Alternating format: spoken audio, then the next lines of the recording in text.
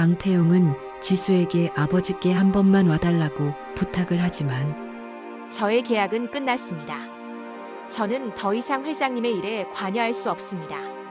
저는 그저 이 여사였을 뿐입니다. 이제 그분 곁에는 아드님이 계시지 않습니까?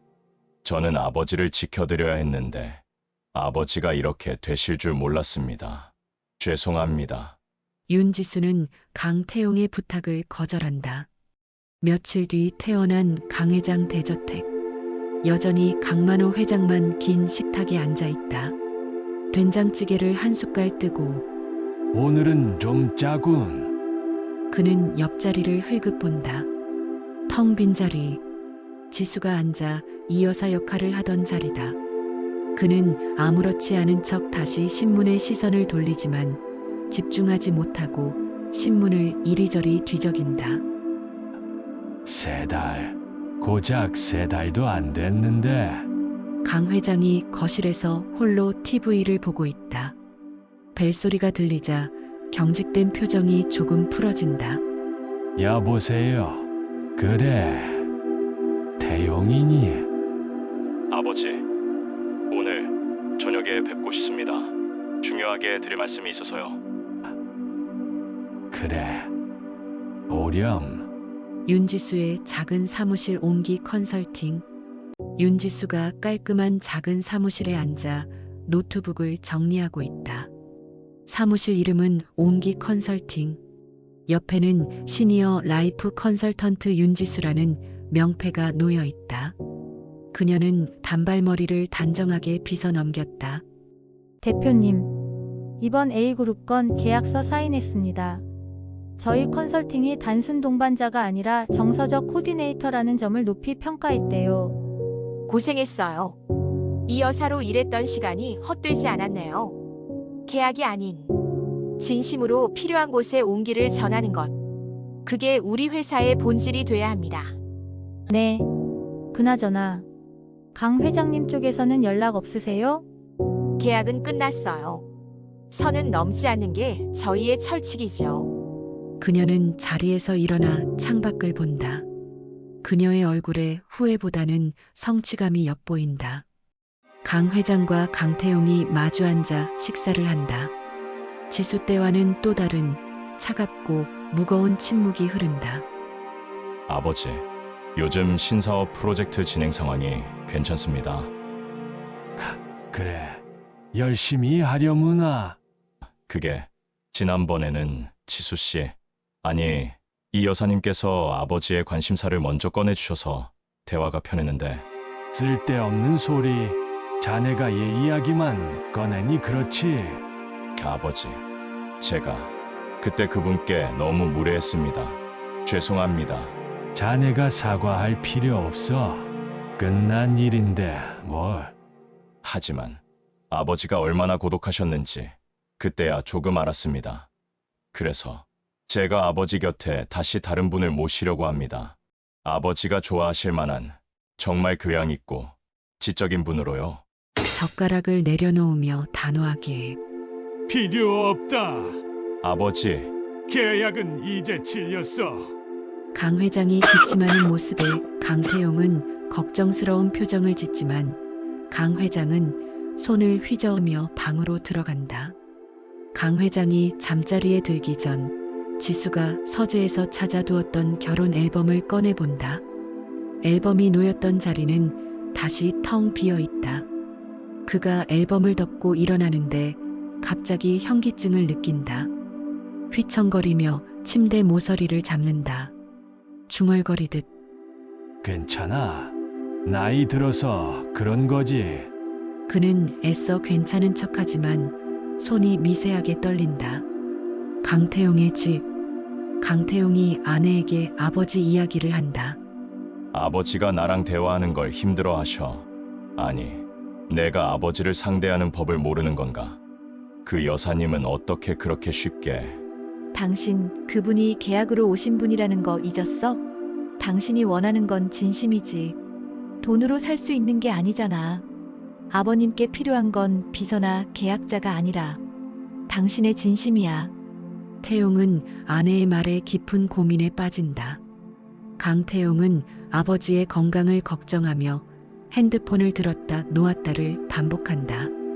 윤지수의 작은 사무실. 윤지수가 늦게까지 일하고 있다. 책상 위에 놓인 커피가 식어 있다. 그녀는 힘든 하루였지만 얼굴에는 만족감이 있다. 이제야 내가 해야 할 일을 하는 것 같네.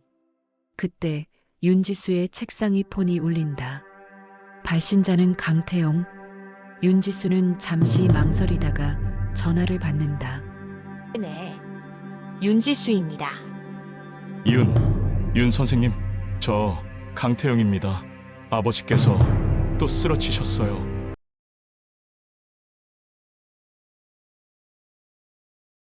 윤지수의 작은 사무실. 강태용이 윤지수에게 전화를 건 바로 그 순간 윤지수는 차분하게 강태용의 말을 듣고 있다. 아버지께서 갑자기 쓰러지셨습니다. 병원에 계세요. 제발 다시 한 번만 계약해 주십시오. 사례금은 몇 배라도 좋습니다. 죄송합니다. 강 전무님. 저와 회장님의 계약은 이미 끝났습니다. 저는 이제 제 사업이 있습니다. 저희 아버지, 당신 없이는 외로움에 무너질 분입니다. 돈 말고 정말 아버지의 마음을 아는 사람은 당신뿐이지 않습니까? 강 전무님이 생각하시는 것보다 회장님은 강하신 분입니다. 그리고 이제 회장님 곁에는 아드님 강 전무님이 계셔야죠. 이만 끊겠습니다. 윤지수는 전화를 끊고 잠시 떨리는 손을 부여잡는다. 그녀의 눈빛은 흔들리지만 결정을 굽히지 않는다. 내가 그분에게 할 수 있는 온기는 이미 전부 드렸어. 새로운 동반자 민이사의 등장. 대저택 응접실. 며칠 후 강 회장이 병원에서 퇴원하여 저택으로 돌아왔다. 강태용이 민이사를 강 회장에게 소개한다. 민이사는 완벽하게 차려입은 냉철하고 교양 있는 여성이다. 아버지, 이분은 민 이사님입니다. 사회학 박사 학위가 있으시고 시니어 멘탈 케어 분야에서 최고 전문가로 인정받는 분입니다. 이젠 저택관리가 아닌 아버지의 정신적 동반자 역할을 해주실 겁니다. 안녕하십니까, 회장님. 강 전무님께서 회장님의 삶의 질 향상을 위해 저를 불렀다고 들었습니다. 저는 매일 저녁 6시부터 8시까지 회장님과 지적 교류 시간을 가질 예정입니다. 강만호 지적 교류. 네. 최근 경제 동향부터 세계 철학사까지 회장님의 지적 호기심을 충족시켜드릴 최고의 대화 상대가 되겠습니다. 강 회장은 흥미보다는 피곤함을 느낀다. 민 이사와 강 회장의 계약된 시간. 대저택 서재. 민 이사가 강 회장 앞에서 유창한 언변으로 최근 투자 동향에 대해 브리핑한다. 따라서 회장님의 남은 임기 동안의 자산 포트폴리오 재편은 선택이 아닌 필수입니다. 제가 이 부분에 대한 상세한 보고서를 오늘 저녁 8시까지 준비하겠습니다. 보고서는 됐고 그 시간은 자네와 내가 계약한 시간 아닌가? 물론입니다. 보고서 브리핑 시간도 지적 교류 시간에 포함됩니다. 계약서에 명시된 대로 저는 회장님의 정신적, 지적 만족에 최선을 다할 의무가 있습니다. 강 회장은 고개를 젓는다. 그는 지수와 나누었던 사소한 농담, 따뜻한 우롱차 한 잔이 그립다. 지수는 내게 이 의무를 이야기하지 않았지? 강 회장이 침대에 누워 잠을 이루지 못하고 있다. 민 이사가 퇴근한 후 저택은 다시 차갑게 얼어붙었다. 강 회장은 서랍에서 낡은 결혼 앨범 대신 윤지수가 매일 챙겨주던 약통을 꺼내본다. 그 여자한테는 내 약통을 챙겨줄 의무는 없었는데.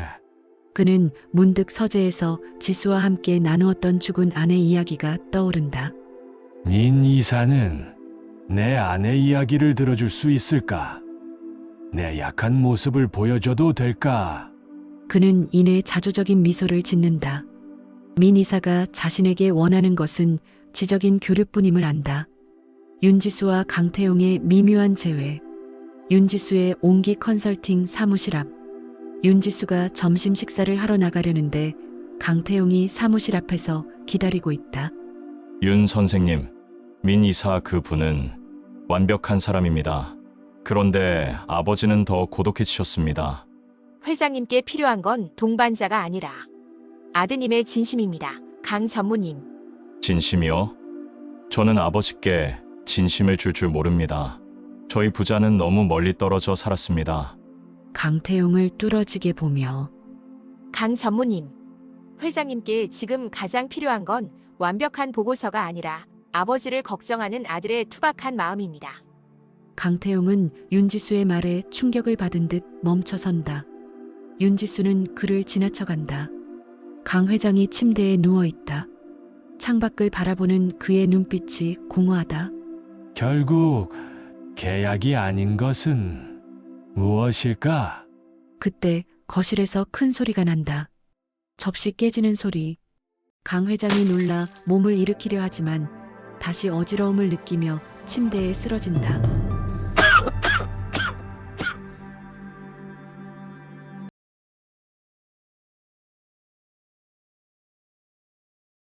차마 흔들리는 재벌가. 새벽 대형 병원 VIP 병실 앞. 강 회장이 쓰러져 긴급 이송된 후다. 강태용이 초조하게 병실 문 앞을 서성인다. 주치의가 병실에서 나온다. 아버지 상태는 어떻습니까? 심각한 겁니까? 심각합니다. 심장에 무리가 왔습니다. 무엇보다 회장님의 극심한 고독감과 정신적 스트레스가 병세 악화의 큰 원인입니다. 안정이 필요합니다. 고독감이요. 곁에 사람이 있었는데 민이사를 떠올린다. 곁에 누가 있느냐가 중요한 게 아닙니다. 진심으로 교류할 수 있는 사람이 필요합니다. 강태용은 망연자실한 표정으로 주저앉는다. 계약의 한계와 태용의 후회가 밀려온다. 대저택 거실. 강태용이 민이사를 부른다. 민이사는 병문안이 아닌 강 회장의 자산 관련 브리핑 서류를 들고 왔다. 미 이사님, 아버지께서 병원에 계십니다.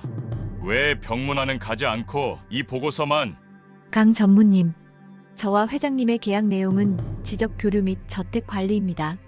병원 간병은 계약 범위 외입니다. 회장님의 건강 관리는 강 전무님과 주치의의 영역입니다. 어이없는 표정으로 웃는다. 지적 교류.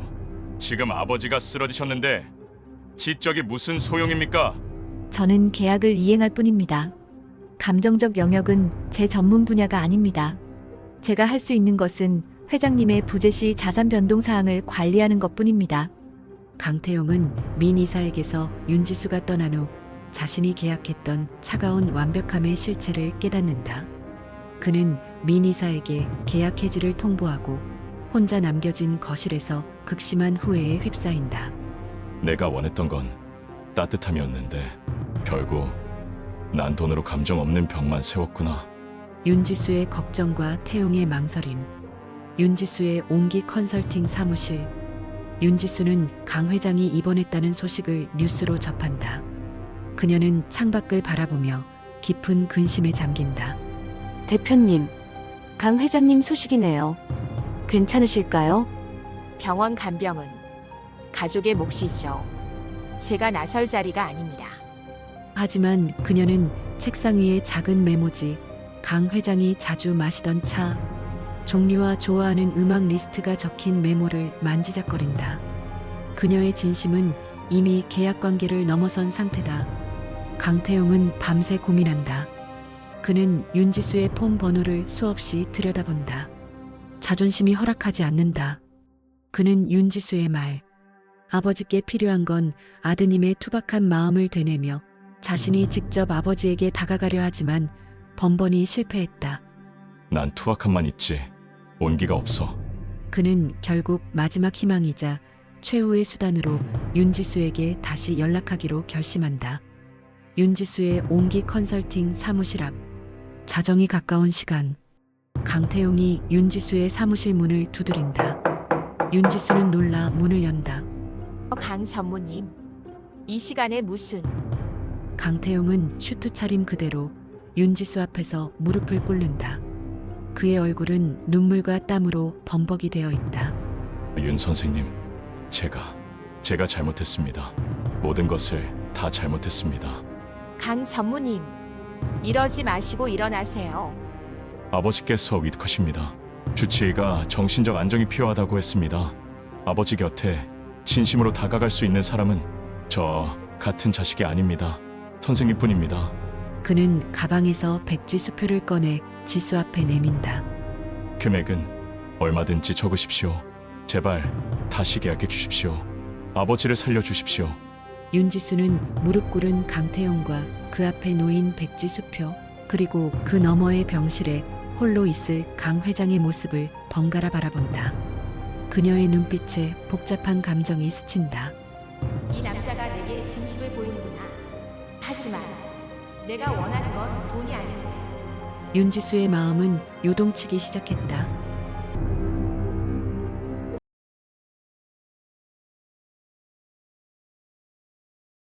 강태용이 무릎 꿇고 백지 수표를 내밀었던 다음 날 밤, 윤지수는 책상에 앉아 곰곰이 생각한다.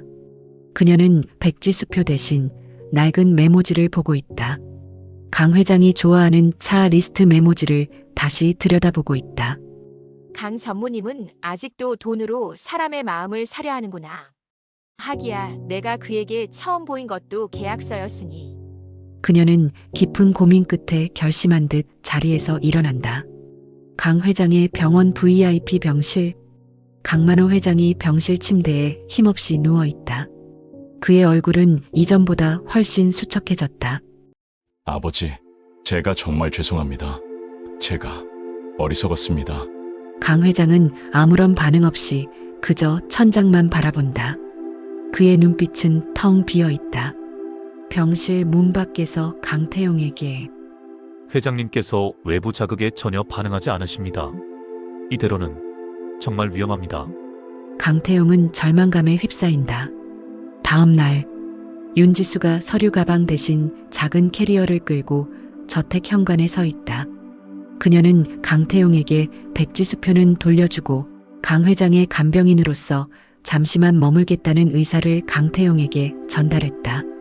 그녀의 옷차림은 처음 봤을 때의 딱딱한 정장 대신 조금 더 편안하고 부드러운 차림이다. 강태용이 현관에서 지수를 맞이한다. 그의 표정은 안도감과 복잡한 감정으로 뒤섞여 있다. 윤 선생님, 정말 감사합니다. 저는 그저 강 회장님께서 건강을 회복하시기를 바랄 뿐입니다. 계약 관계가 아님을 분명히 해두겠습니다. 네, 압니다. 윤지수는 저택 안으로 들어선다. 3개월 만에 다시 들어선 저택. 모든 것이 그대로지만 이전과는 다른 공기, 그리고 그녀 자신의 달라진 마음을 느낀다. 강 회장의 병원 VIP 병실. 윤지수가 병실 침대 옆에 앉아 강 회장의 손을 조심스럽게 잡는다. 그녀는 그에게 따뜻한 온기가 담긴 목소리로 말을 건넨다. 회장님, 저 윤지수입니다.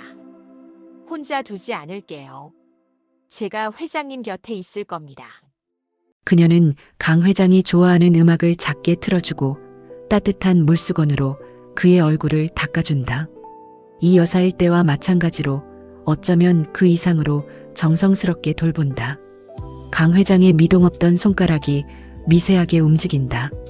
그의 눈꺼풀이 파르르 떨린다. 지수, 윤지수는 놀라서 강 회장을 바라본다. 그의 눈이 아주 희미하게 떠지고 그녀를 향한다.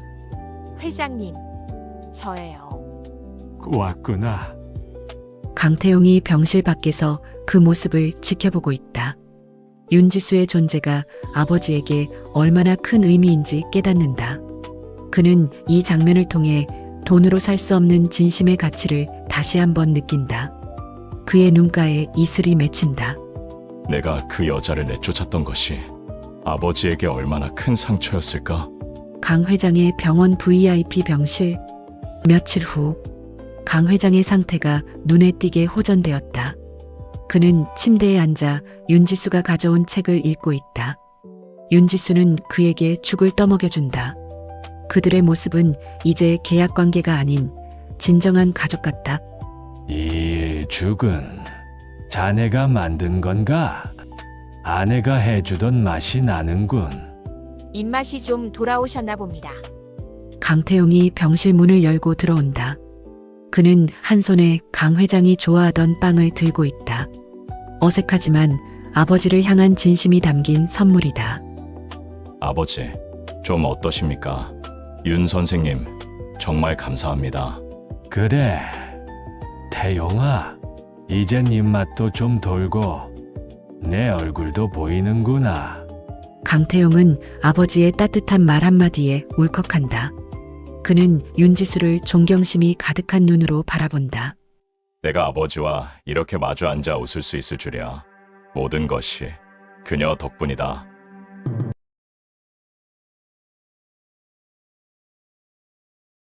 계약서가 없는 아침 식사. 강 회장이 퇴원하여 저택으로 돌아왔다. 윤지수가 차려준 조용하지만 따뜻한 아침 식사다. 강태용도 함께 앉아 있다. 이전처럼 딱딱한 보고서나 계약에 대한 이야기는 없다. 아버지, 이제 정말 건강하셔야 합니다. 아침에 산책도 같이 하시고 제가 신경 쓰겠습니다. 그래, 내가 신경 써주니 살맛이 나는구나. 윤지수를 바라보며 고맙네, 윤 선생. 회장님께서 잘 드셔주시니 제가 더 감사합니다. 식사를 마치고 강태용은 잠시 회사로 향한다. 강 회장은 윤지수에게 차 한 잔을 청한다. 윤지수는 직접 내린 커피를 들고 온다. 회장님 커피를 아주 연하게 내렸습니다. 부드러우면서 고소하네요. 드셔보세요. 강 회장이 윤지수와 마주 앉는다. 강 회장은 무언가 말을 하려는 듯이 망설이다가 서랍에서 반짝이는 작은 보석함을 꺼낸다. 결혼 반지가 들어있다. 윤 선생, 내가 처음 자네에게 내민 것은 계약서였지. 내 외로움과 불안을 돈으로 해결하려 했네. 어리석었어. 윤지수 조용히 듣고 있다. 난 자네를 아내로 계약하고 싶었던 게 아니라 아내로 맞이하고 싶었던 거였어. 강 회장은 윤지수의 손을 잡고 보석함을 연다. 자네는 내 생명의 은인일 뿐 아니라 내 남은 인생에 가장 소중한 온기를 준 사람이야. 윤 선생, 이제 계약이 아닌 진심으로 내 아내가 되어 주겠나? 나와 결혼해 주게. 윤지수는 예상치 못한 진심에 눈물이 핑 돈다. 강 회장의 눈빛은 절박함이 아닌 간절한 사랑과 존경으로 가득 차 있다. 회장님, 제가 생각할 시간이 필요합니다. 전 단지 회장님의 병간호를 위해 이곳에 왔습니다. 강 전무님의 간곡한 부탁도 있었고요. 제게 생각할 시간을 주세요. 윤지수는 강 회장의 청혼에 대해 깊이 고민한다. 결국 그녀는 강 회장에게 다가가 조심스럽게 자신의 조건을 말한다. 회장님, 저의 대답은 회장님께 달려 있습니다. 말해보게. 자네가 원하는 건 뭐든 해주겠네. 저는 회장님의 외로움을 메우는 역할이 아니라 회장님의 진정한 가족이 되고 싶습니다. 그러기 위해서는 가장 가까운 분의 진심이 필요합니다. 가장 가까운 사람이라면 태용이 말인가? 네. 강 전무님과 회장님은 너무 오랫동안 서로를 계약으로 대하셨습니다. 돈과 권력 뒤에 숨겨진 아버지와 아들의 진심을 보여주십시오. 제가 바라는 조건은 단 하나입니다. 강 전무님과 회장님 두 분이 계약서가 아닌 진정한 마음 어린 포옹으로 화해하는 모습을 제게 보여주십시오. 그때 저도 회장님의 진심을 받아들이겠습니다. 강 회장은 자신의 아들 강태용을 생각한다. 그와의 관계가 자신의 마지막 숙제임을 깨닫는다. 자네 말이 맞네. 나는 태용과 한 번도 아버지와 자식의 관계가 아닌 계약 관계였던 것 같네. 다가가고 싶어도 이미 태용은 다 큰 어른이 돼버렸지. 난 그 아이에게 사랑을 준 게 아니라 이기며 살아가는 것만 가르쳤었지. 지금은 무엇이 제일 소중한 것인지를 자네 덕분에 알게 되었네. 그날 저녁 식사 후 강 회장은 태용과 단둘이 이야기를 한다. 강 회장이 강태용을 따로 부른다. 강 회장은 윤지수의 조건을 설명하며 아들 앞에서 솔직한 자신의 마음을 털어놓는다. 윤 선생이 내게 진심을 증명하라고 하더구나. 자네와의 관계를 회복하라고 말이야. 놀랐지만 이내 이해한다. 윤 선생님다운 조건이군요. 강만호 회장은 눈을 피하며 태용아, 미안하다. 내가 아버지가 되는 법을 몰랐다. 내게도 계약서만 내밀었지. 내 어머니를 잃고 난 세상에서 제일 외로운 사람이었어. 강태용은 아버지의 진심 어린 고백에 눈시울이 붉어진다. 그는 이미 병실에서 윤지수를 보며 많은 것을 깨달았다. 강 회장에게 다가가며 아버지, 제가 더 죄송합니다. 저는 아버지의 고독을 외면했습니다. 강태용은 먼저 강 회장을 강하게 포옹한다. 강 회장은 얼어붙었던 심장이 녹는 듯 아들을 꼭 껴안는다. 아들의 어깨를 잡고 고맙다. 내 아들아. 이 모습을 복도에서 지켜보던 윤지수는 감격의 눈물을 흘린다. 계약서가 아닌 진정한 가족이 완성되는 순간이다. 이것이 내가 원하는 진심의 조건이었어.